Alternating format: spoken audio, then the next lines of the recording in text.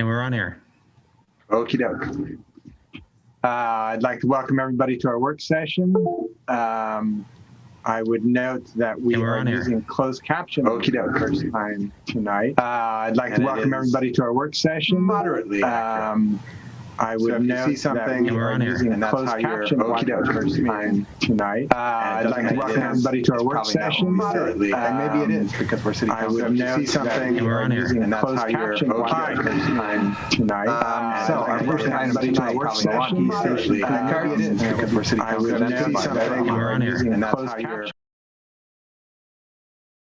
Counselors. You get just me tonight, Richard Johnson, who is of Johnson Group, who manages our food cart pod, had to cancel at the last minute due to a family emergency. So our thoughts are with him. I know that he wanted to be here tonight, but he did provide a pretty detailed annual report that was attached to the staff report. So for the benefit of those watching, we'll give the highlights from that and then entertain any questions the council might have. Just caveating, I may not have all of the details. Richard and I have been in fairly close contact. We just sort of stay in touch anyway, but just throughout this last year especially. So hopefully I'll be able to answer the questions. Fairly close contact. Sort of stay in touch. Kind of start with just the year in review. So we do these annual updates just to give the council and the community a sense of contact. What's happening with the food cart pod. Last year when we were here, so we had 10 carts, and the carts were sort of recovering from the impact of the South Downtown construction as well as the 10 carts. And so we had just kind of come out of that impact of the South Downtown year of work. We also had sort of a down that impact of the summer in terms of weather in 2019. And so the carts are really starting to look forward to springtime, and then we all know the COVID-19 weather lockdown began. The carts almost exactly a year ago. So that obviously had a big impact on the carts. COVID-19. One thing I do want to acknowledge that Richard, our food cart pod manager, did immediately was he reduced the rent. So folks actually only had to pay the utilities if they were open. And the rent that the city receives from Richard is based on the percentage of rent he charges those carts. And so that was kind of one of the first things that he did. And I think that had a pretty big impact on kind of bridging the gap for many of the cart owners during that very one of the first things sort of he did. So I think that helped. And then one thing able to start to allow for takeout, that helped. And I think the improved weather also helped. So while things were slowed down quite a lot, I think that that way that the food carts are set up was actually somewhat advantageous. And so slowed down. So that picked up a little bit, and we had the food carts a couple of times where we had to close down again and reopen. But generally, we still have 8 carts left. Picked up a little bit. We had 10 this time last year. The 2 I know off the top of my head that are gone were the generally sort of beer cart, which was not open very much, and then there was also an ice cream cart. So we still have 8. Takeout business again has been sort of the main source of revenue for folks, but there's still some outdoor seating. And so I've actually been working with Richard over the last month or so to help put up a new outdoor seating tent. And so the city is going to be participating in that. So actually, community development will be paying for that tent. And what's cool about it is it has a metal dissipating roof on it, but they also worked with Beckel Canvas, which is a fairly new Milwaukie business. They're located actually right across the street from the food carts, and they'll be making sides, so kind of custom sides for that. So when we get back into wetter weather, that will, I think, help quite a lot. And that was actually a partnership so when we get between 2 of the cart owners are coming together to open a beer cart actually as well. And so that cart is in the process of being constructed right now and will be put in place about the same time the tent as well. The new tent also goes into place. And so there's some good things happening down at the food carts, and I think it's important to note that also the cart owners are really investing time and energy into bringing third carts. So that's a really exciting thing that's happening down there, and we hope that the cover for the summer will help a lot. And my understanding too is that the alcohol thing that's happening down the alcohol cart, but the beer carts will be open more often. So hopefully that will also help generate traffic. So that should be updated soon. They'll be doing some rearrangement as well, just to kind of make sure that distancing is appropriate and that folks are spaced and so forth. Once they get the new cart in, they also have two other carts that are hopefully going to be coming in or will be locating in the pod. One is the pizza cart, and then one has freshly cart in. They also have two, so that would bring the carts back up to 11, and we have a capacity of the pod. One is the pizza cart. We also, working with Richard, extended the lease. So if you recall, when council approved the extension of it's not extended the management contract with Johnson Group. We had the option to extend that for another year, and we exercised that option in November. So the carts are the option. Their current extensions will run through currently August of 2020. So that's the option. Their current where that extensions time through current, but that is something that when in Richard's report that he noted looking to the future is that 1 year extensions are tenable with the 1 year sort of in Richard's read-in, he noted looking because that gives cart owners a little bit more certainty around how long they can expect to be there. So that might be something that council will want to discuss because that gives cart owners the other date that he noted in the report that I think there, so that worth mentioning here as well, is that because the Oregon Health Authority as of now in January 2023 will no longer allow for auxiliary off-cart storage tanks for gray water. So currently we have water plumbed for on-site, but we don't have a sanitary sewer tank. And so all of the gray waters and seawater, et cetera, goes into a storage tank, and then that gets don't have a sanitary. And based on the OHA guidance, that is no longer going to be allowed starting in 2023. So any kind of extension beyond the existing longer lease term, frankly, will require a connection to the sanitary storage system. So we're looking at that. I've engaged with Richard on kind of what a design might look like, and then I'm talking with Peter Passarelli, our Public Works Director, to start to get a sense of what the order of magnitude cost might be like to do an improvement. Peter Passarelli or like that should start to get a sense like to do so. So I just wanted to note that as well. I think with that, I just wanted to note the number of the different cart owners did receive, I think all of them, but I just wanted to note almost all of them received a grant either through one of our three grant programs as well. And I know that Richard noted that definitely helped make a difference for many of the folks. So the resources that this council supported going to small businesses, I think really helped the number of businesses at the food cart. So I think it was a combination of a number of different small business sources and just thoughtfulness on the part of the Johnson Group that I'm pleased to say that our food cart pod is doing well despite all of the many Johnson Group that they have faced over the last year. And I think there's a great deal of hope as we look to the future in the next couple of years that they have faced over the last year. So with that, I would welcome any questions or comments that you've faced over the last year. So with that, I would welcome any questions or comments. I have a question for you. We might have I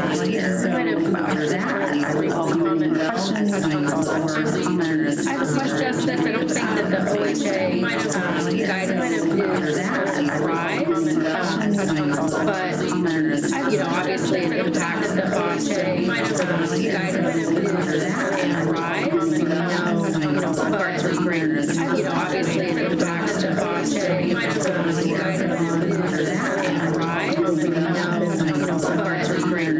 Obviously, I'm just sort of curious about what industry groups, especially sort of obviously, I'm just sort of curious about what industry groups, especially sort of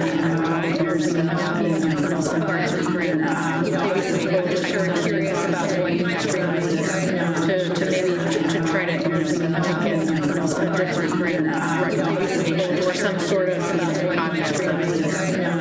maybe to try just seems like a blanket different grant really impacted some of the businesses to maybe to try just seems necessarily different grant the emerging really sort of just seems sort of seems like this is exactly the wrong sort of approach to take the emerging really sort of just seems sort of seems like this is exactly I don't know anything about that take the emerging really sort of our food carts just sort of donors exactly I don't know anything about that take the emerging really sort of our food carts these leasers exactly I don't know anything about that carve outs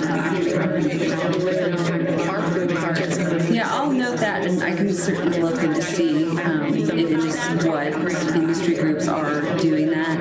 I will note that when we were here last year, that OHA rule was pending, and it got pushed off a couple of years. So I know that there was some success in OHA rule getting it pushed off, but I don't know kind of what the status of that is. So I'll look into that. So I know back there was some success in OHA rule getting it pushed off, but I don't know kind of what the status of that is. So I'll look into that. So I know back there was some success in OHA rule getting it pushed off, but I don't know kind of what the status of that is. So I'll look into that. So I know back there was some success in pushed off, but I don't know. I don't actually know the answer to probably some combination of both, but we can certainly look into it and get a little better educated on it. My guess is Richard probably knows the answer to that since he manages a number of food cart pods, but we can certainly, obviously we're not the only educated on it. My food cart Richard probably impacted by it to that since he manages a number of yeah, I don't know the answer. Obviously we're not the only educated on it. My food cart Richard probably impacted by it to that since he manages a number of yeah, I don't know the answer. Obviously we're not the only maybe card Richard probably impacted by it to that what yeah, I don't know the answer. Obviously we're not the only maybe card Richard probably impacted by it to that what yeah, I don't know the answer. Obviously we're not the only maybe card Richard probably impacted by it to that what yeah, I don't know the answer.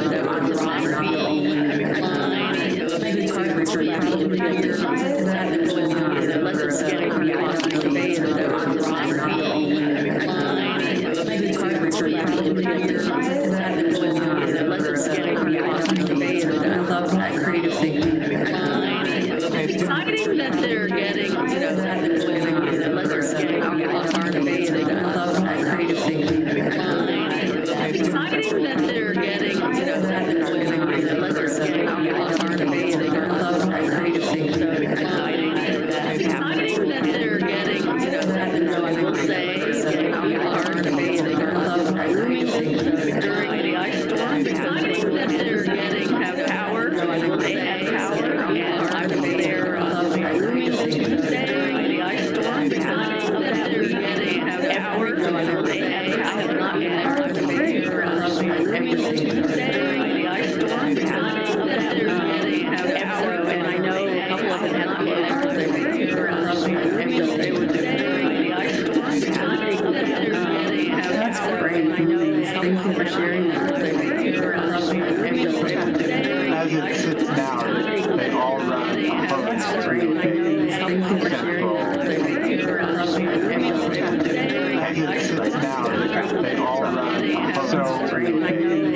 would it be possible to just put in one realize now that you've got all the place would it be possible to just put in one realize now that you've got all the place well, that's so that's starting to get a little out of my wheelhouse in terms of like what's required and how does that actually work. And so that's partly why we're, we had Richard sort of draft up a plan, my wheelhouse, and then I'll work with Peter and his team to figure out why we're kind of what is the most cost-effective solution to addressing this issue. And hopefully there are options like the both of you are describing. And I think that that's a good team to put our heads together around trying to find kind of a low-cost scribing solution. And I think that's a good team to put our heads together around trying to find kind of a low-cost scribing solution. And I think the comment was just, and I don't want to keep kind of getting into things on this, but I hope that as you all are thinking about designing some sort of potential, and I don't want to keep very much getting into things on this, but I hope that as you all are thinking, anyway, while you're thinking about that question, I hope that you also identify that this lot could be getting into things on this, but I hope that as you all are thinking, anyway, while you're thinking about that question, I hope that you also identify that this lot could be getting into things on this, but I hope that as and then the other thing I was just thinking about that, it sounds like everything that you also identify that this lot could be getting into things on this, but I hope that as and then the other thing I was just thinking about that, it sounds like everything that you also identify that this lot could be getting into things on this, but I hope that as and then the other thing I was just thinking about that, it sounds like everything that you also identify that this lot could be getting into things on this, but and then the other thing I was just thinking about that, it sounds like everything that you also identify that this lot could be getting into things on this. Yeah, those are great points, and I think we all hear you loud and clear. Like this was an interim use, and so the long term, and so we are looking at sewer, and actually that's part of my thinking too. Is how does this like this is a long term use, which has been a redevelopment of the site. So we are looking. So duly noted, and we make sure that that's covered. The canopy will be owned by the city, actually, and it comes apart. So there's some footings that get put in place, and then the canopy will be owned by the city, so it becomes apart. So we'll actually own that after the fact, and so that's kind of part of the deal. So yeah, so we'll be able to use that in other after the other so that's uses at such point. So yeah, so we'll be able to use that in other after the other so that's uses at such point. So yeah, so we'll be able to more of use that. We don't want to mess with it once it's in place. Uses at such point. So yeah, it could be a little of both. It's not something I'm going to be able to put up myself, probably. But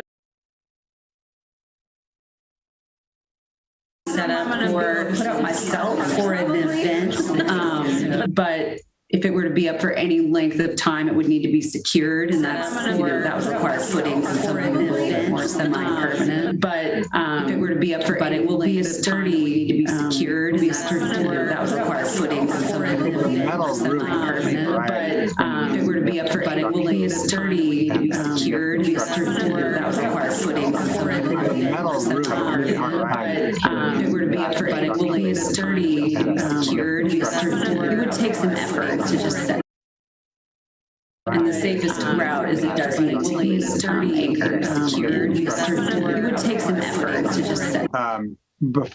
While we're on that route is it does need to be anchored, secured. It would take some effort to just set. The question of while we're on that, is it does need to be anchored, secured. It would take some effort to just set. It makes more sense for him to do while we're on that plan. He knows there is a long range rather than just right here, much easier. So it makes more sense for him to do while we're on that plan.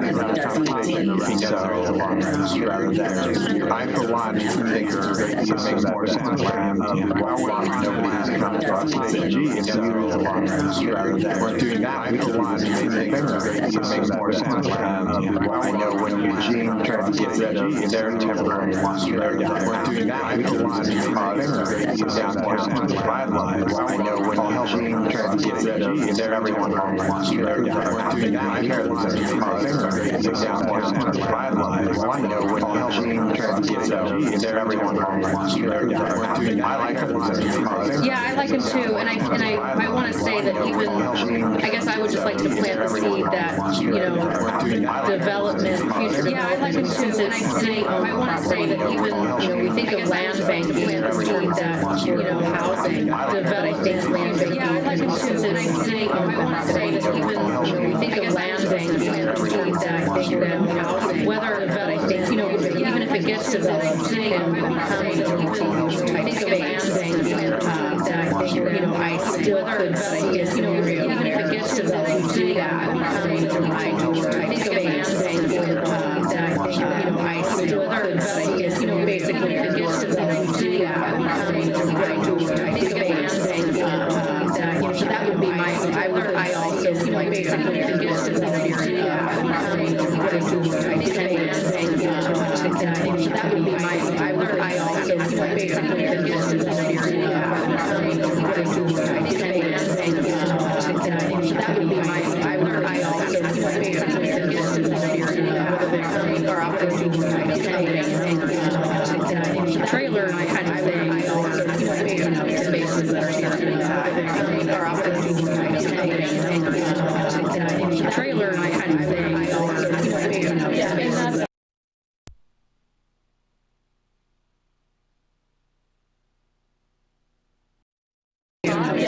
I don't think we're going to have the capacity to do some major redevelopment anytime soon, but it does have potential. And I don't think we're going to have the capacity to do some major redevelopment anytime soon. Just described, or but I think of Pine Street Market, where you've got basically we're going to have indoor kitchens that act major redevelopment anytime soon. So they still serve that. Unity building, basically we're going to have indoor kitchens that major redevelopment anytime soon. So they still serve for the community because that unity building, basically we're going to have indoor kitchens that major redevelopment anytime soon. So they still serve for the community because that unity building, basically we're going to have indoor kitchens that major redevelopment anytime soon. So they still serve for the community because that unity building, basically we're going to have indoor kitchens that kind of design could still have for the community because I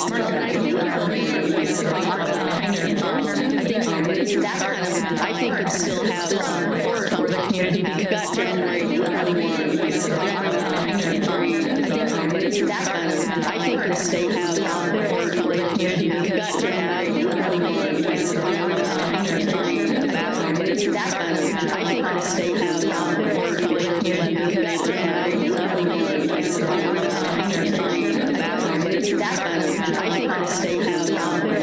I think that's a great suggestion, and I would just offer that in the meantime, staff can look at some of these sewer options and get some sort of ballpark for the cost estimates too, because I think that might help play into some of your discussion on that. Because what we do want to do, and I'm so deeply appreciating everything everyone's saying here, is we want to set this site up for future success. And I love the idea of thinking of it as a resource to help lower the barrier to entry for small businesses. And that's what it's done.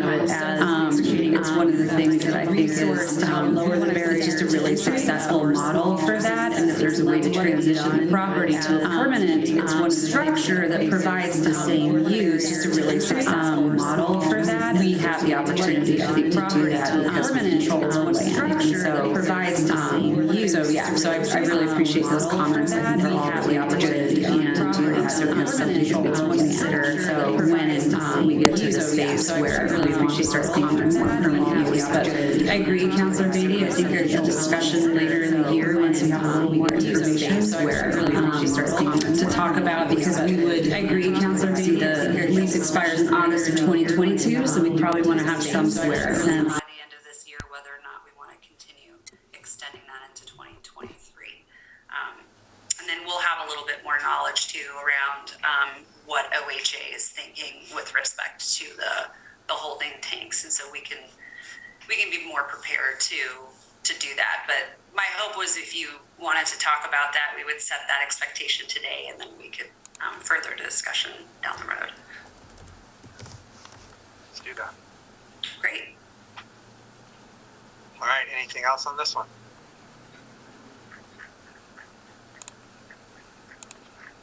Well, thank you very much. Thank you, Layla.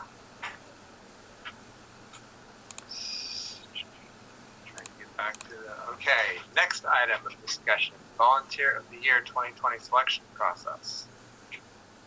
And this will be led by Jason. I hadn't seen Jason on here. There he is. I was hiding, but I was listening intently. Good evening, everybody.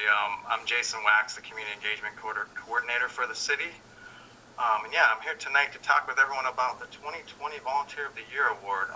As everybody knows, last year was a little different for volunteers, but we were still able to get quite a few folks nominated. I'm actually going to share my screen to kind of go through some slides with everyone. I know tonight's discussion, I wanted to make sure that everybody was on the same page. We have a new counselor who hasn't been through this process before. So just trying to help everybody understand the criteria, the history, everything that kind of goes into the actual nomination themselves. And then I know we talked previously about everybody actually doing the vote through a survey monkey after the meeting, once everybody has a kind of chance to listen to all the history and the criteria and be on the same page. And you can ask me any questions or anything like that you want, so we can make sure everybody knows what this has been like since 2012. So I'm going to share my screen, and I hope it works. Let's see. Kelly's always glad to explain how to do that if you don't. Well, mine's saying who can share, only host or all panelists, and I have the option of one of those. So let's see here. Pretty sure I made you a co-host. If I say only host, is that okay? You should just push the green button, not the little arrow on top. Yeah, okay, here we go. Thank you. All right. Always a little bit confusing. Okay. There we are. Does everybody see the slides? Okay. So let's see if I can actually, a little background. So we began the award in 2012, and last year, Lisa and Stefan Lashberg were the winners. As you know, we weren't able to hold, and I'll get into that a little bit later, but we weren't actually able to thank them appropriately. We were never able to do our volunteer dinner that we always do. So when I talk about that a little later, I'll let you know how we plan on thanking them, because we're still going to as soon as we can. And there's a list of the past winners, all the way back from 2012 when Ed Zoma was the first Volunteer of the Year. So the nomination process this year began on December 21st, and it ended on February 15th. We had 12 nominations. 9 individuals and 1 couple were nominated. Last year was the first time that we had a couple that won the award. 3 individuals were nominated more than once. And so there's a list of all the folks that were nominated. We didn't get quite as many nominations as we've seen in the past, and I wasn't totally surprised by that. I think a lot of folks had a hard time. I mean, actually, we had less opportunities for folks to volunteer than we normally would have. City events. I mean, there's just a long laundry list of events opportunities that were canceled due to the pandemic. It basically impacts everything. I did have a picture there of the Arbor Day event. So there was a chance for people at least to come to that event and enjoy it, even though we didn't really have a lot of volunteer opportunities. So I wasn't going to read those. I know all the counselors received the nomination forms previously to kind of start reviewing those. The criteria for choosing the winner, it's really been fairly open over the years.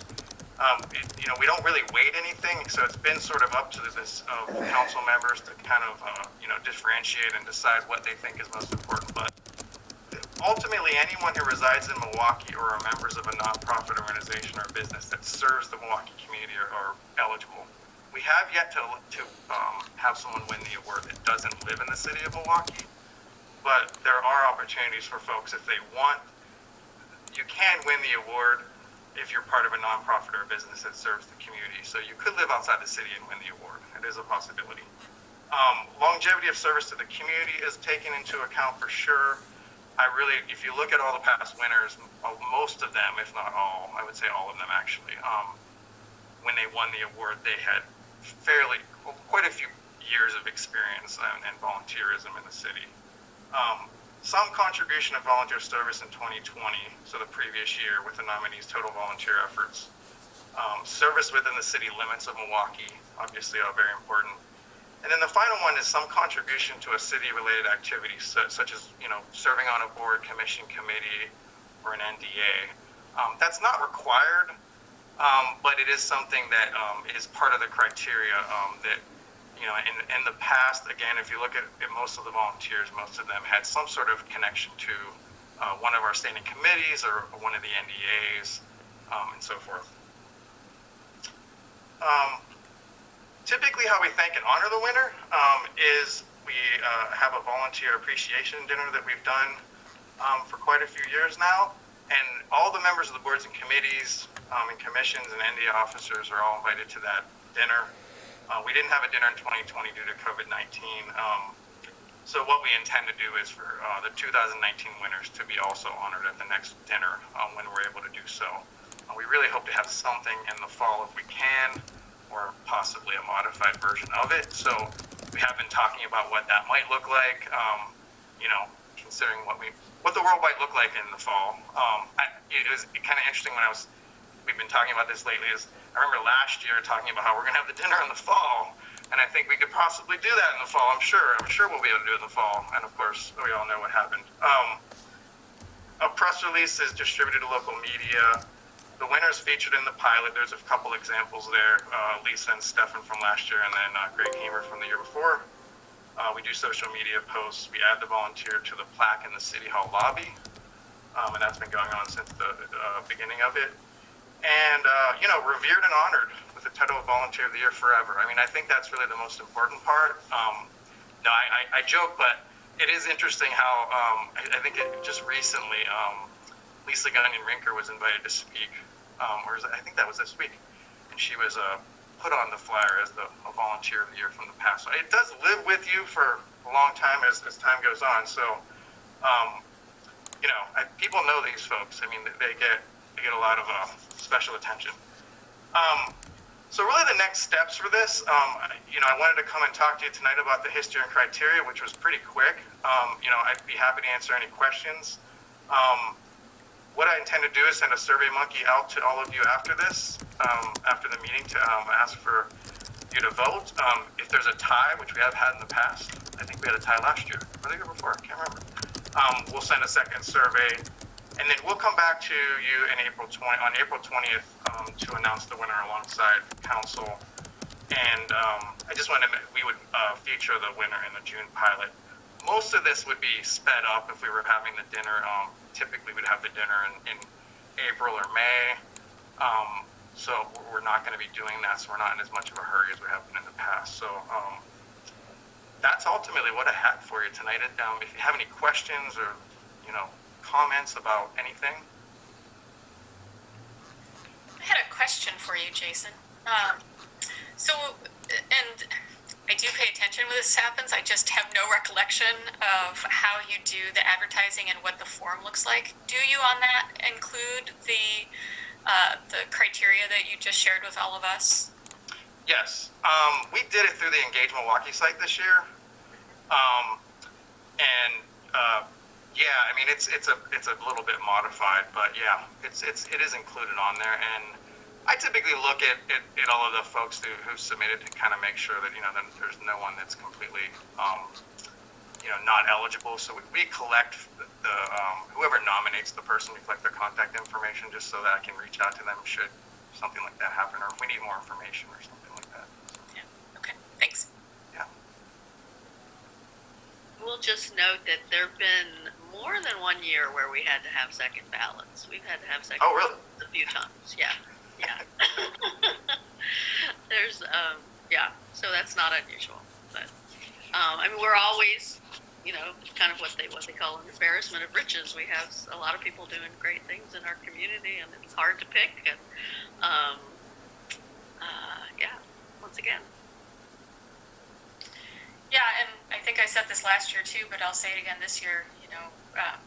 since we're doing it a little differently this year, I just want to make sure that people who might be watching know that you're more than welcome to submit names again if the person you nominated is not chosen this year. It goes to one or sometimes a couple, a nominee, and there's always people who are deserving who just don't end up with that title this particular time. So please keep trying.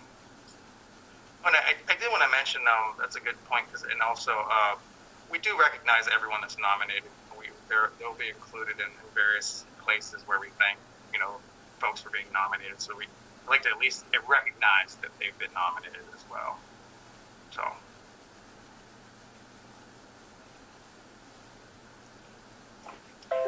Yeah, always one of the toughest decisions we have to make every year. Well, hopefully, since you're not having to make it right now tonight, you have a little more time to sort of think about it. Maybe that actually makes it harder. I don't know. That might make it more difficult. So this is one of the rip off the Band-Aid kind of things. That's true. So, Mayor, it sounds like we probably have about a 20-minute break in order to come back with the community members who are a part of the police policy review process. So if it's okay with you and to everyone here, we'll be back here at about 4:55, and we'll get started. Does that work? Yeah, that's good. Perfect. Thanks, Mayor. See you at 4:55.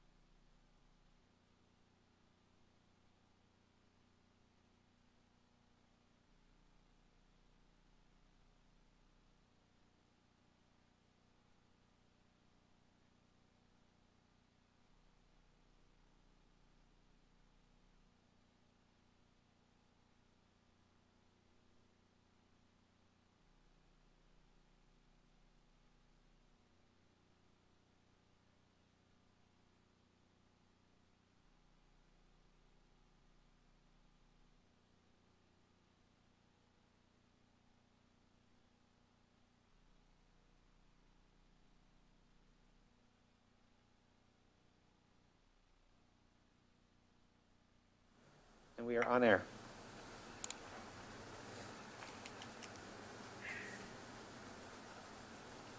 I'm going to just jump in then. Hi. I'm Ann Ober. I'm the city manager for the city of Milwaukee. And over the past couple of months, we've been having a discussion with BIPOC community members about our police policies and our collective bargaining agreement. So tonight is a chance for us to talk about that process and the individuals who are involved, most of whom are here tonight. So I'm going to let them introduce themselves and to take any questions from council. I'm not normally in charge of actually sharing PowerPoints, so this is going to go poorly, but I'm going to try right now and we'll see what we end up with.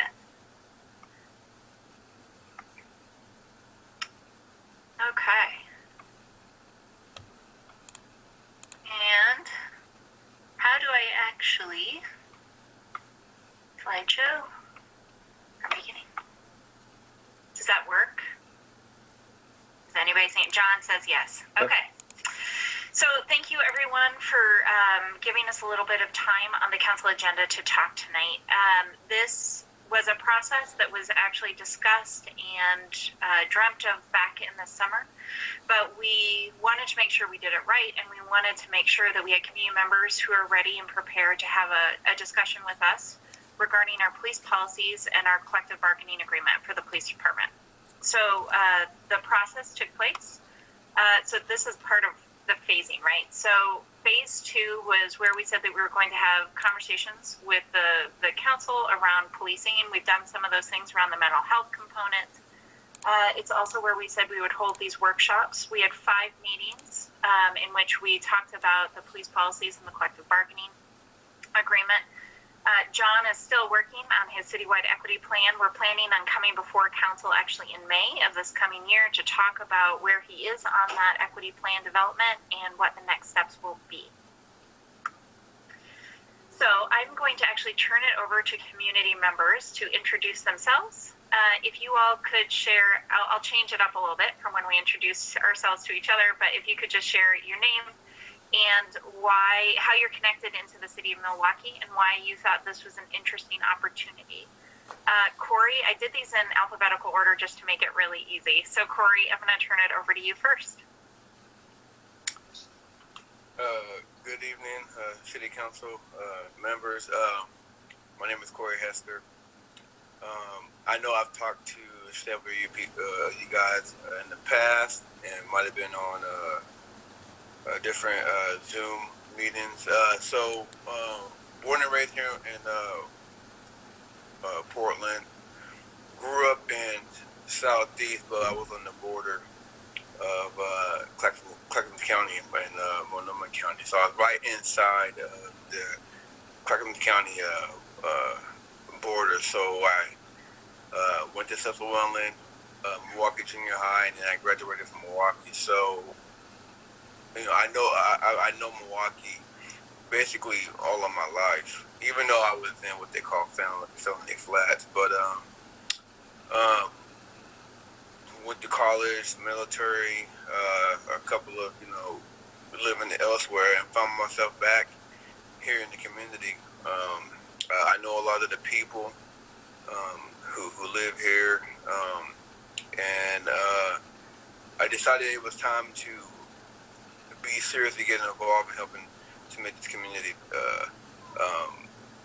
better when the whole George Floyd situation took part, and we had the racial injustice protests throughout the summer. So I figured it was a good time for me to get involved, and in doing so, I've learned more about local city government, met some wonderful people, and it's kind of led me to multiple other opportunities, to include working with community members and the police department. And so I also sit on the Citizens Utility Advisory Board as well. So had a great time with the group, learned a lot, and it was very beneficial. And and I'll have more comments at the end. But I do want to say that I think it's amazing and outstanding that the city of Milwaukee is really trying to integrate, everybody into the community to try to work together to make this a great city. And definitely with the BIPOC community and just the transparency that I saw with the Chief of Police Luke. It's amazing and definitely first class. And I hope other cities around the state follow suit, because what Milwaukee's doing is really amazing. So that's all I got. Thanks, Corey. Curtis isn't here, it looks like. Am I missing him somewhere? I'm not seeing him. So Curtis is a community member. He's lived here for a few years. He and his wife moved here and have a couple of children who are a little bit older. So he was actually on his way to go see his son play basketball at his college. So I don't expect him tonight, but I really appreciated Curtis's involvement.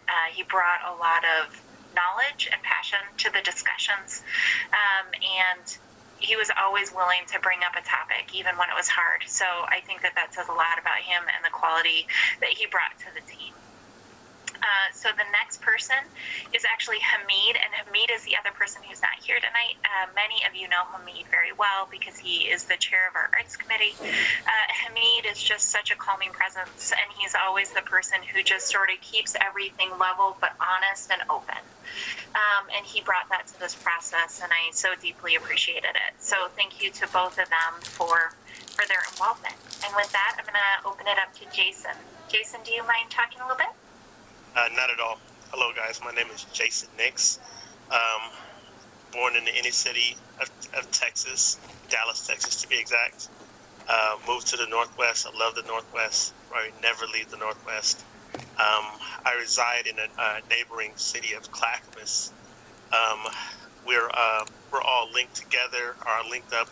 Myself, Luke, and also Desi, with the death of racism. We had the privilege of linking up with Clackamas County Sheriff's Department in the city and how we can work together. We talked on some things, and then same thing with Milwaukie PD. That's where I got to meet Luke, and I heard of Desi, but I never really got to meet him face to face. Pleasure meeting him face to face. And then we're off to Gresham next weekend. So, of course, like Corey said, with the whole George Floyd thing, and the policing and so forth, I saw this as an opportunity for us all to come together and talk and see how we can work together as a community. And then when I was presented with this gift of joining Ann and Luke, I really appreciated, like Corey also stated on, is the boots on the ground mentality. A lot of people talk about things, and then we march for a week and then we forget. Well, this is more of a hands-on approach, and I appreciate Milwaukie actually getting me involved and letting me be a part of this. So I'm very, very appreciative. I think that's pretty much it. That was awesome. Again, thank you guys. Hamid, I sort of skipped you, but you joined just at the right moment. So can I turn it over to you to say hello? We're saying why our name, how we're involved in Milwaukie, and why we got involved in this process. Sure. Thanks, Ann. My name's Hamid Shibata Bennett. I'm involved in Milwaukie in a whole lot of ways. I'm chair of the Milwaukie Arts Committee, and I'm also city photographer and photographer for North Clackamas Parks and Rec District. And apparently, I'm being of Japanese descent, half Japanese. It includes me in the BIPOC category, and apparently, I'm the first chair of the arts committee from the BIPOC community. So that's a great honor, and to be invited to be a part of this process to look at police policy was just really, really humbling to me, given current events and the crazy world we're in, and the light being shined on these issues of systemic racism and equity that we have ignored for way too long, like willfully ignored. and it seems like the city of Milwaukee is actively looking to change our history for, or change present day for the future. So what a joy to be a part of it, and what an amazing gaggle of folks who lent their voices and spoke up about some really, really like brave, vulnerable conversations. Thank you all. And Mead is actually also a neighbor of several of you, so it's fun. I get to see him out and about all the time, walking his beautiful pup. So I am now going to turn it over to Len. Len, do you mind introducing yourself? Good evening, everyone. I'm Len Reed, and I live in I'm in Milwaukee, but I guess I'm on the border of things. But both of my kids have attended school with the North Platte School District, and one of my main reasons for joining this particular group is, as someone mentioned, we often see the protests and so forth, but there's still the work to be done. And so this is really about that work. There's that phrase, revolution will not be televised. And, it's the work that we do internally, and it's also this work that I was able to have the honor to engage with and, make those steps and move forward in the right direction. And that's what I appreciate seeing the City Council really taking steps to be inclusive of the community voice, especially in the community of color. And so, with that said, thank you for that, and all of you, John, Luke, that allowed for us to be able to say our part, be involved, be willing to listen, and we look forward to the impact of that work and the continual work that is to be done. So that is it. Wonderful, thank you. Nikki, you're up. Hey everybody, I'm Nikki Storm. I have lived in this town of Milwaukee for about 30 years, dare I say, and I teach, and I'm a teacher, and I teach at Lot Whitcomb, and Desi and I both teach in the same building when we were in the building. A big part of why I decided to get involved in my community is I have 2 children that are growing up in this community, and I really just wanted them to see an inclusive, open community. And about 10 years ago or so, I would say I didn't see that. And so I started thinking about, as I moved forward in my teaching career as well, that I really wanted to get involved and start impacting my students, not only in the classroom, but also impacting their community where they live, especially our brown and black kids that we support in our school and in our community. So I just feel really fortunate to be part of this process, and I am so grateful that I had the chance to be part of this, and I look forward to being involved in a lot more in the city moving forward. So thanks everyone for having us here tonight. Thanks, Nikki. Sabina, you're up. Hi, I'm Sabina Spicer. Nice to be here. Thank you for being so welcoming. I don't live in the city of Milwaukee, but I work in Milwaukee after living in Milwaukee for a while, and I work for Milwaukee Presbyterian Church just on Lake Road. And I worked with the youth and children there, and I love the city of Milwaukee and how comfortable and safe it feels, and I wanted to keep that going and be a part of recognizing the need for change and being a part of making that change. And luckily through friends, I got introduced to Anne, and she welcomed me into this process. And so we've been able to work with all of these wonderful people here to, try to make changes and get to know each other and get to know what the city is looking for and what it needs. And it just feels, like the time is right and the motion is there to strike. And I'm thankful to be a part of the whole process and hopefully going forward with it more.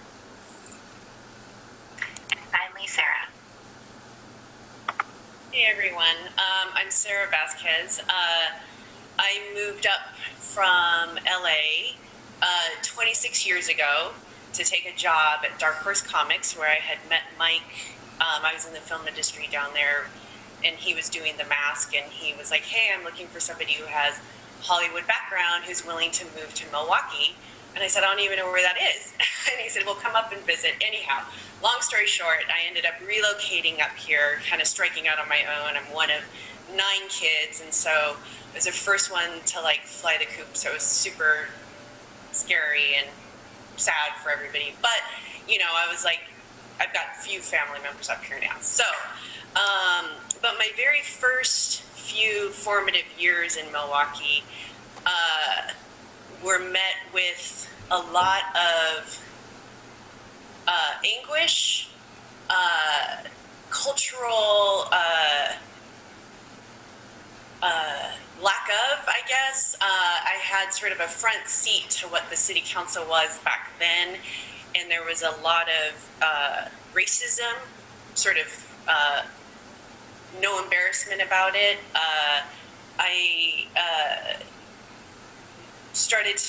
I was in a relationship with somebody who moved out here from Atlanta to be with me, and he happened to be Black, and the amount of harassment that went on for too many times from the Milwaukee police back then was astonishing. And last year, when everything and I've lived in Milwaukee this whole time. I don't work at Dark Horse anymore. I went to work at Will Vinton Studios, and now I work for a brand consulting company in Northwest, but I've always had my house here in Milwaukee. But I checked out. I didn't know anything about what was happening in the city that I lived in. I was sort of really put off by the introduction that I had, which left a really, really bad taste in my mouth, but for some reason I stayed here. My kids went through the school system, so that was probably a bigger deal. Anyhow, my family is made up of all different kinds of people, and when last year happened, when everything started to happen around the nation, I realized I was still super, that there was a lot of triggered emotions that came up, and so I wrote an email to, I think, the mayor, I think to the chief of police. I sort of fired it out because I was just so angry, and I wanted to know what was happening, what Milwaukee was doing, what they had been up to, because again, my snapshot was those formative years when I first moved here, and it was extremely negative. And they reached back out to me and started a lot of ongoing conversations, which eventually led to be invited to be a part of this process. And of course, you have to say yes, because if I'm asking from across the fence, like, what are you doing to make things better? Tell me, you need to be accountable.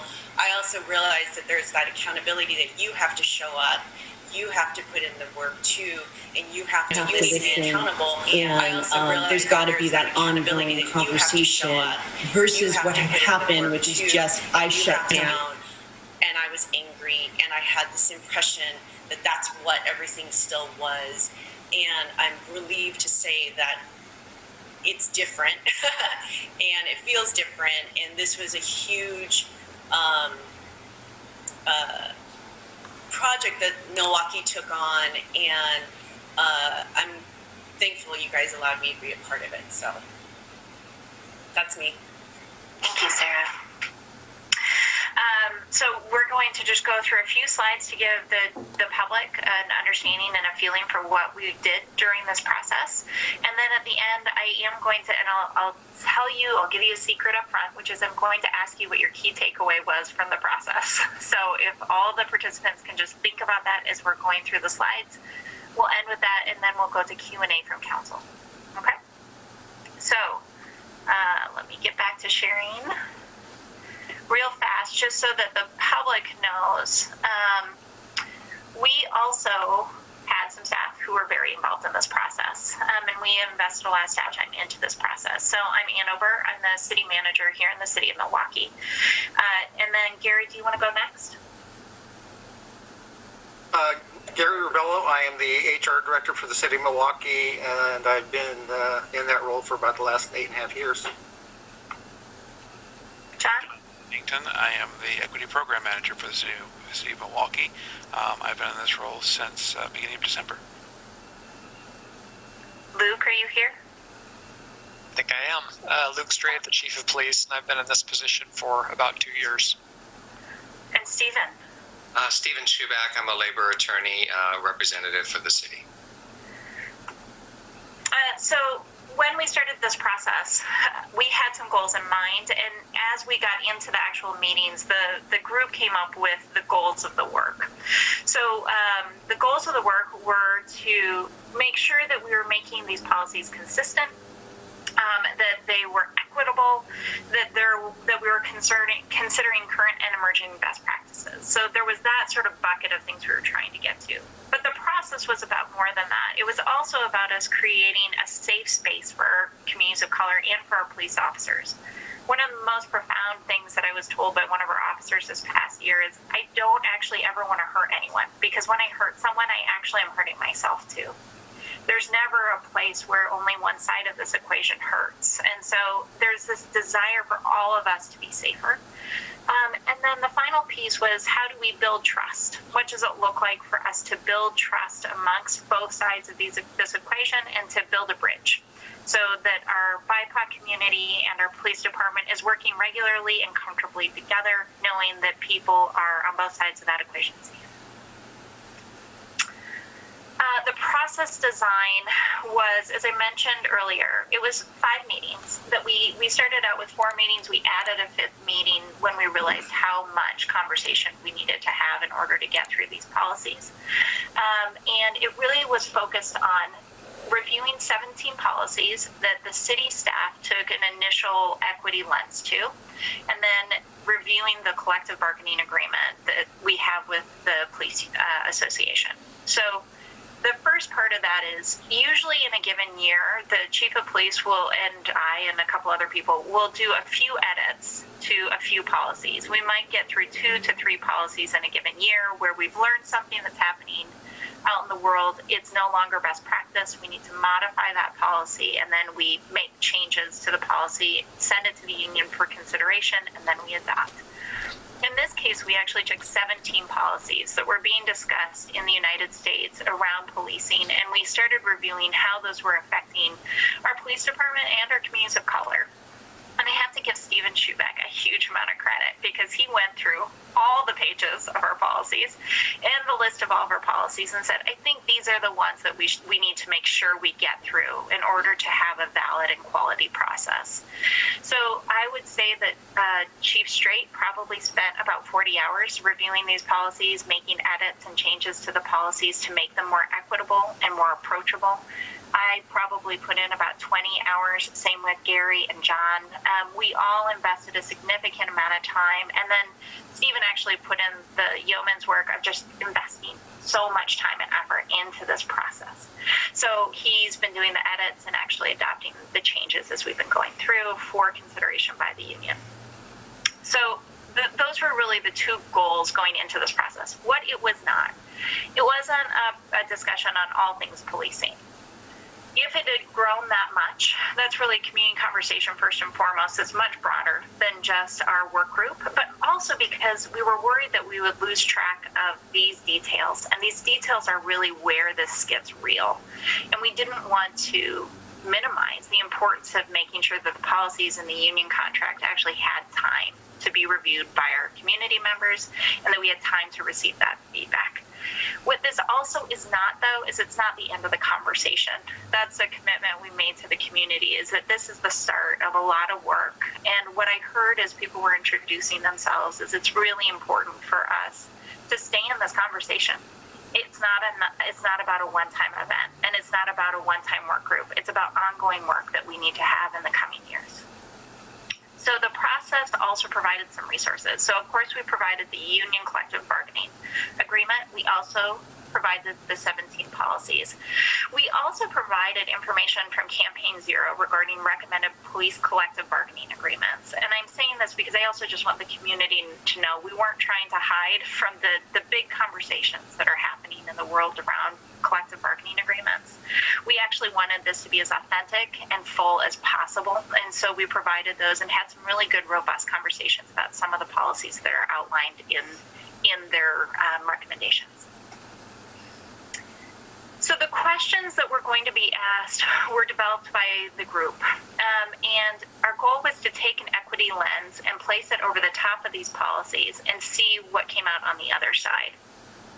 So first and foremost, it was really critical to us that the language needed to be accurate and it needed to reflect current practice. So before anything else, that's what Chief Straight really spent some time on is this actually what we're doing today, or is it not reflective of the work we're doing today? The second piece is, does the language protect the safety of all equitably? So that doesn't mean equally. It means, do the people who need different things get the different things they need within the policies? So we spent a significant amount of time talking around not just differences because of someone's race, but also differences because of someone's gender or differences because of their religion. So we talked through several of those topics in this discussion. Is the language used inclusive and accessible to all? Do people feel safe when they read the language, that they know how they fit into this process? Does this remove unintended and unnecessary fear? Does it maximize respect on both sides? Do people feel like they're being respected through these policies? But also, do our officers know that they've been clear and everybody understands what is expected of people when an officer stops them? So that was kind of our general guidelines that we work through. These are the policies that we reviewed. It's a long list, but I just wanted to make sure that everybody has a chance to see how extensive this work was. We didn't shirk away from important, difficult conversations. This was use of force, deadly use of force, standards of conduct, hate crimes, custodial searches. It's a whole breadth of topics, and we will. This will all be available on the internet on our equity page as well as on the council page, so that anyone who's interested in getting to spend some time and think about what policies we addressed or wants to go review them when we're done, we would love to have you engaged. And so with that, I actually want to stop sharing so that we can see each other. And I just want to open up to the group what the experience was like for you. So can you talk just briefly to the council about what you thought was one of the most profound things that happened for you, whatever that may be?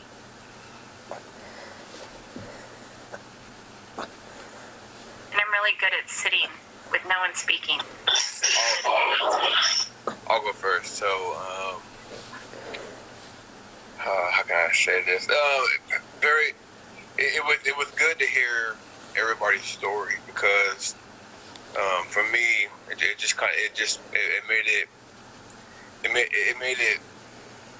made it so that we can have a real conversation. Because obviously, for some of us, or for a lot of us, this does hit home.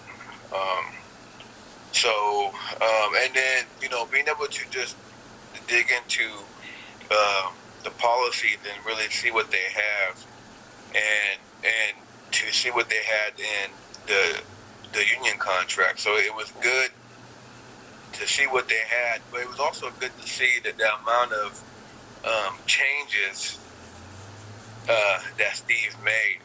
So they could,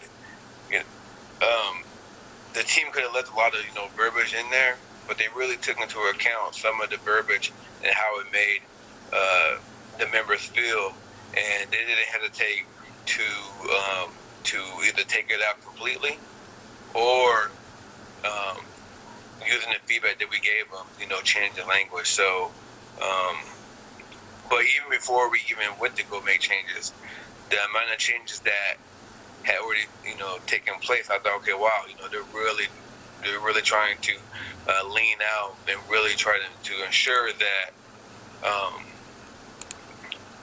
the contract and the policies and how it's stated protects law enforcement. It also protects community members, and that was a big concern for us anyway. So that's what I got. Okay, good. For me, I appreciate the transparency and just having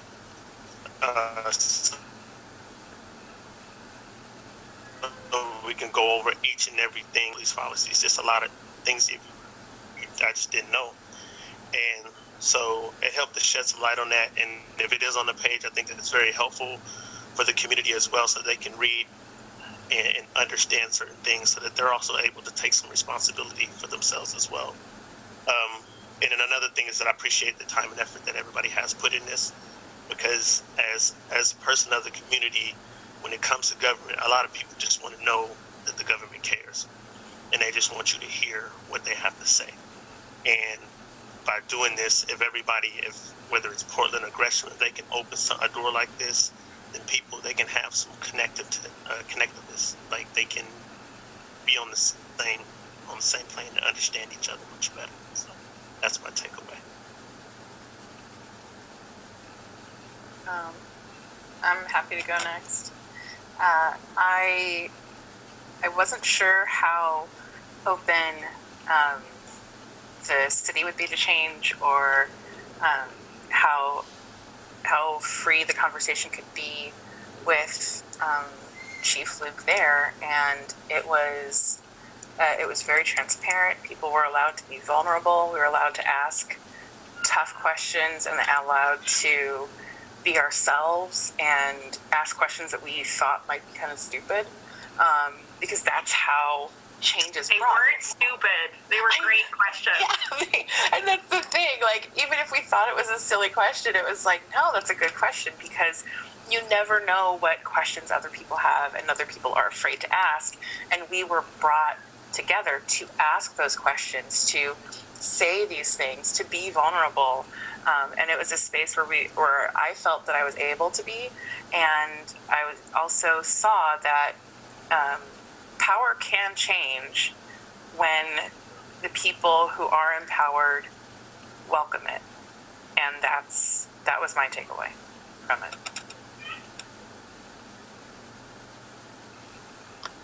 Go for it, Nikki. You are. Okay, am I good? Okay. So I left. My takeaway is what I appreciated was the level of transparency and this context that we were allowed to have. We were able to sort of see behind the curtain. Going through these policies, we were able to see how things work and why they are the way that they are. Just like Sabina said, lots of questions. The level of transparency was, for the most part, it made me feel very safe. And I left that experience feeling a lot of trust in our community and our community leaders. And what I also sort of learned is that, like you said, Sabina, is that change starts with people, and that one person can make a difference. One person's actions can make a difference in community. And so that's my takeaway, is that being involved your voice is heard and appreciated. And that was my takeaway. I just felt very full of gratitude, trust, and safety. So thank you. Go for it, Sarah. It's like, I don't want to be last again. I guess it was actually funny when you had first said, oh, we're going to ask you this. I was like, I don't know what to say, because there's so much, right? It was a very overwhelming process, I think, because a lot of it was a crash course in things that I just had no idea. Like Nikki said, it's like a behind the scenes, you know, but there's just so much depth. And, you know, growing up in the neighborhood that I grew up in LA, you know, police were not our friends. And coming up here, like I told you guys, that was sort of like they weren't my friends up here either. And so there was a lot of consideration. And I think that my takeaway, if I had to sum it up in a word, is care. You know, there was a lot of care, like others have mentioned, that had already gone into the policies, but there was a lot of care that took place during the discussions, during difficult, you know, topics, during things that we care about as individuals, and for our communities, and the care that I in turn have for the community. It's just a lot. I think that it was just like it's the caring piece that makes the biggest difference. And so I think that's what I'm going to take away from it, and go forward with you guys with that piece. And you know, there's just like, I think my first initial email out was just like, what are you guys doing to care for, you know, the underserved, the over-policed, you know, the exhausted members of the community that just, you know, that need, you know, to be uplifted and respected. And I think that this process allowed me to see that there is a plan in place. And there has been, but there's a lot of, you know, necessary steps and actions that's still taking place and will take place going forward. So that was very hopeful.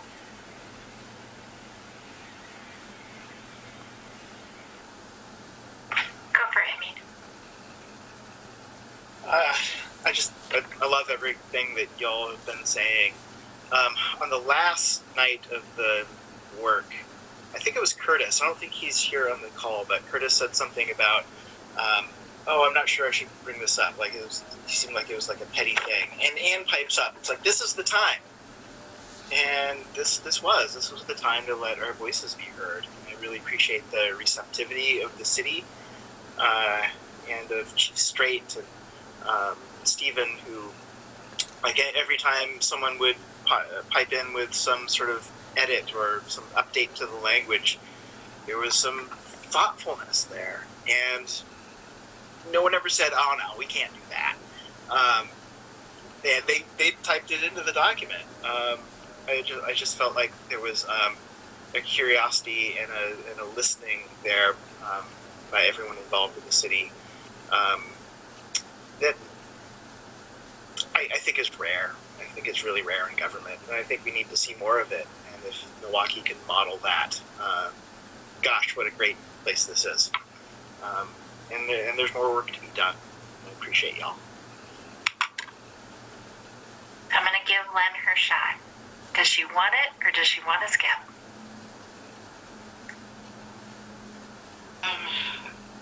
For me, first off, just the application of the equity lens in the question. Somebody like me that's coming from education in terms of HR work and policy work, and having to step into this and still learning, around how or the why behind some of the policies and the workings, with city business. So for me, that was one of the things was just applying that lens and looking at, that language and being consistent in that language. And, are we creating harm by this language? Does this language reflect what we are doing? It was so important to see that consistently applied throughout. And so, when I walk away from that, it's just being able to see consistency in that process.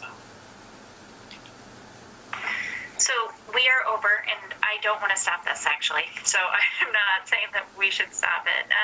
But I do want to turn it over to council, because this is also a chance for you to hear anything else that you want about this process. So do you have any questions?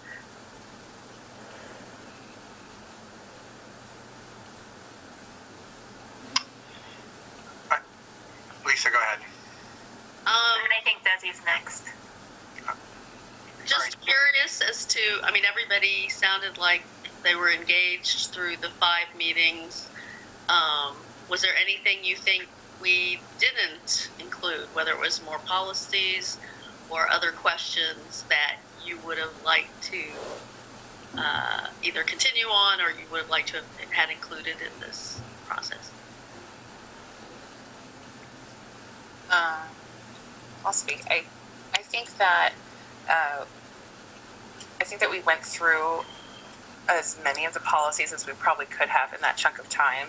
It was definitely a group where if the time was allotted and it was needed to go through 50 policies, it seems like it's a dedicated enough group where it would have been like, okay, if this is what we need to go through to change, this is what we'll do. But as for questions that maybe we missed, honestly, I feel like that would be something for, at this point, for the public and for all of you on the council to tell us, I've always questioned this or questioned that. And, having those questions brought to us to then bring on further discussion, that seems to be the best way to really answer your question. Desi? Actually, Mayor Corey, it looks like Corey wanted to add something. Is that okay? Oh, sorry. I'm having a hard time seeing everybody. I just want to add, it helped that the team sent us the policies beforehand, and so we all had a chance prior to the meeting and even in between meetings to review the policies. So it really helped to have a understanding, so that when we came together,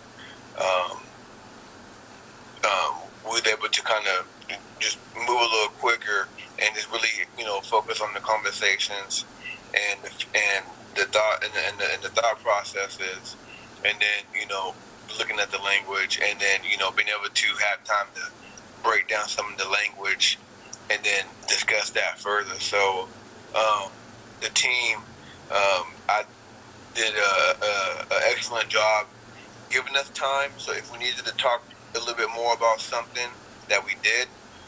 I don't think it felt rushed. And I definitely think that there was a lot of deep conversation about certain items. And so, and again, the policies that they had were some of the more significant and impactful policies. So I felt like the policies that we went over really covered a wide area of concern. So I thought it was good.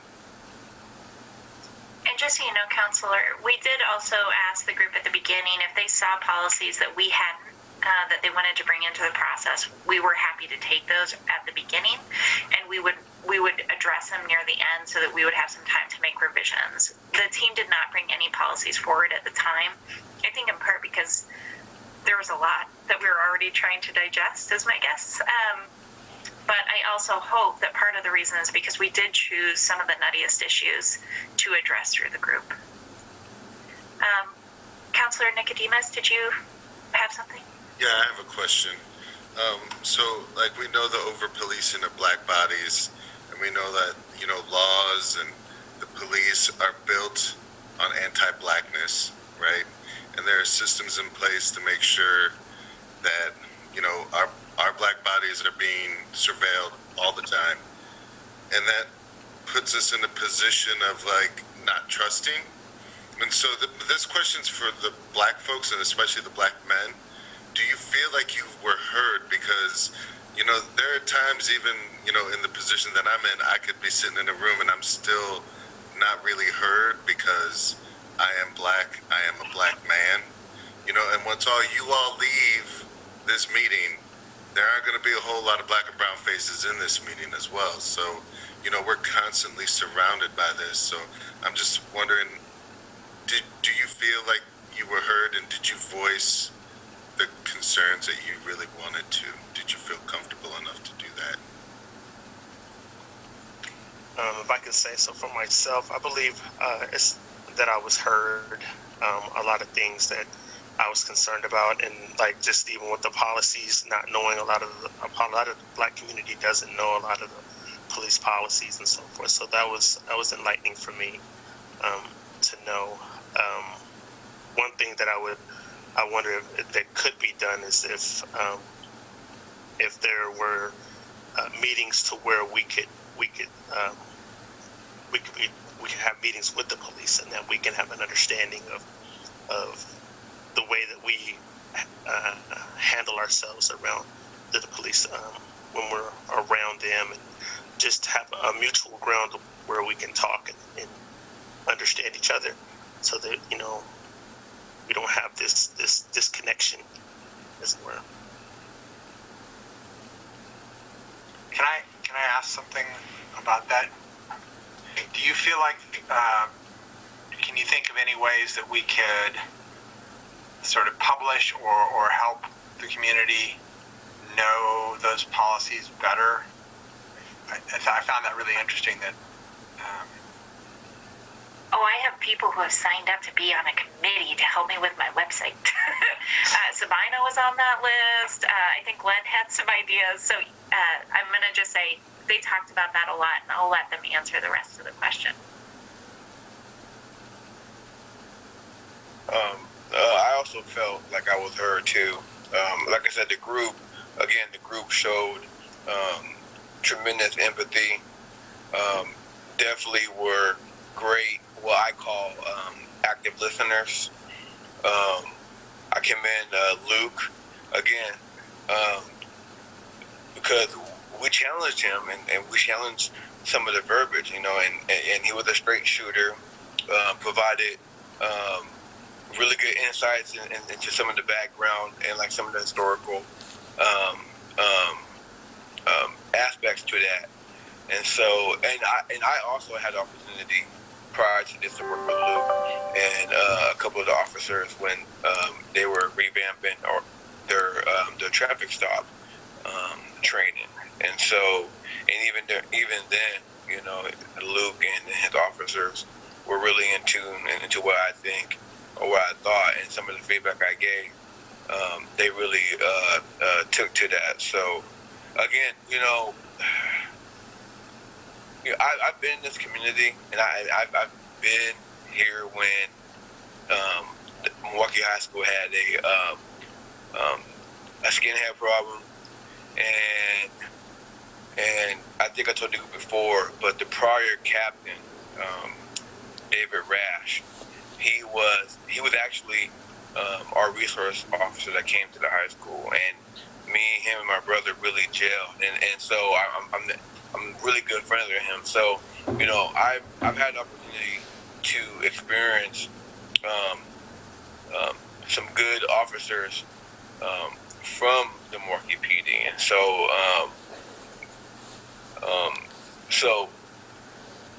I've already felt like I've been heard, but now meeting Luke and working with him. So, like I said, the group was very empathetic, active listening, and they really made the effort to take what we what our concerns are, and really, try to, draw up some good language that not, and then especially with the union contract, so that they can take that to the negotiation. So again, first class, and I really hope other cities see this and then follow suit. Go for it, Vlad. I'm going to jump in, and then I got to take off and go feed my family. But I think, the question about being heard, and, you hear from everybody that, yes, we were heard, right? We were able to give input, that feedback was received. Yes, we're able to make gains in policy, but there's this part, which is the union contract, which there is no guarantee that what was just suggested and recommended is where the language is going to land. And so, yeah, we were heard, but whether that is going to be received is a different question. Yes, we appreciate the input, the ability to, but we are not in that room and in that space during negotiations to advocate for these particular requests and needs. So that's a different, it's just a different space, and we're not a part of that space and a part of that advocacy. But do appreciate that Ann and John and Gary, whoever else is sitting, and Luke are sitting in the negotiations and are trying to, push that past the line. And, we believe that, you'll continue to do so. But yeah, I think everybody, I can speak that yes, heard, but, will the change actually happen when it comes to the contract piece? That's yet to be seen. Well, and just so that the community knows, the commitment that we made was that for the administrative policies, those are things that I could say, yes, I can carry in, and I made a commitment to the group. I will carry them in verbatim. So that commitment stands, and many of those changes, or those policy changes, aren't necessarily about safety or about other things that are negotiable. So a lot of those changes will happen with or without the process. But you are correct that some of those pieces will need to be negotiated. I will also say, though, that our police union, before we came into the room, when we'd made extensive changes, we provided those changes to the union in advance. And actually, their feedback was excellent and really inclusive and really embraced this work we were doing. And we were able to adopt a lot of those early changes already into the work. So this has been an effort across the board from our police union and from this community to make sure that we can do as many of these changes that work forward. And I really appreciate that process from our PD and from this group. I'm going to turn it over to Councillor Faulkner because she's had her hand raised the whole time, and then I think we have to be done.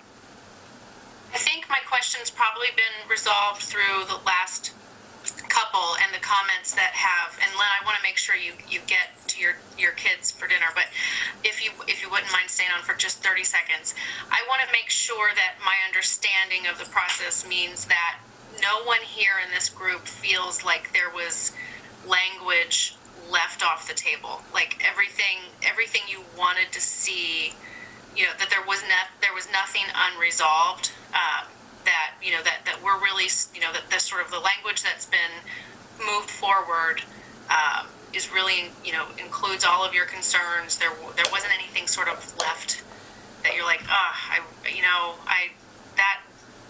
still don't feel good about that. And if you don't have an answer right now, please feel free to email any one of us.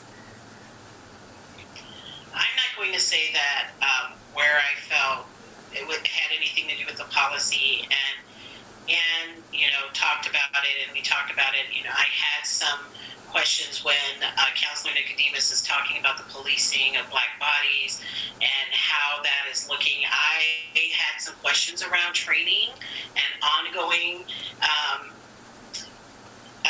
implicit bias, anti-bias training, and what did that look like? And I did get some, some feedback along what that looks like. I can't say for sure that I feel confident and satisfied that it's enough, but that is not necessarily because of the policy. So to just separate those two, that is where I'm still left wanting more. So I'm just speaking for myself in that. Absolutely. Just so you know, and counselors, you'll see the language in the policies regarding implicit bias and bias training for staff. So that will come up there, and we can have that discussion. But honestly, Len has, for those of you who don't know, Len has a background in HR, and she has been an incredible gift as we've talked about how to roll this into the administrative part of what we do here. So it's an ongoing discussion, and she's absolutely right. We still got to figure that out. Okay. Anybody else have anything to add? Just a big thank you. I think I'm the only person who hasn't said anything, so I'll take the thank you role, because I know that you gave up 5 evenings, hours of time talking about really hard stuff, and I so appreciated what a number of you said about being real and being vulnerable, and that takes work. Like this was a labor of love. It was a lot of emotional work. It was a lot of intellectual work. I've done policy review. I know how deadly boring it can be sometimes. So just thank you so much for giving so much of yourselves to your community. It means a lot. And can I just add, I was also going to say thank you, and I would just add, especially having heard the stories of Corey and Sarah as long-term residents who kind of tuned out the city. I hope that after this process, we'll see more of you when we are able to have public events again, concerts in the park, and all those kind of things, and that that you'll stay engaged in the city when this work is over. We do, I'd love to go into executive session for 7 minutes, since that's all I have right now. So if it's okay with everyone, I'll be in touch with the community members tomorrow. But thank you everyone for being here tonight. It was really incredible. Thank you very much, everybody. Mr. Bye-bye. Thank Mayor, you so much. do you have the citation for the executive session? I have it if you want me to read it. Yeah, I've got it. After the work session, council will meet in executive session pursuant to Oregon Revised Statute ORS 192.6602D to conduct deliberations with persons designated by the governing body to carry on labor negotiations. We may actually come into the regular session a little bit late because we're getting a really late start on our executive. And Scott, could you send that link to the executive again real quick? I will. It's also in the calendar event, but I will resend it by email, and it'll take me a minute to get the other one going. But see you over there.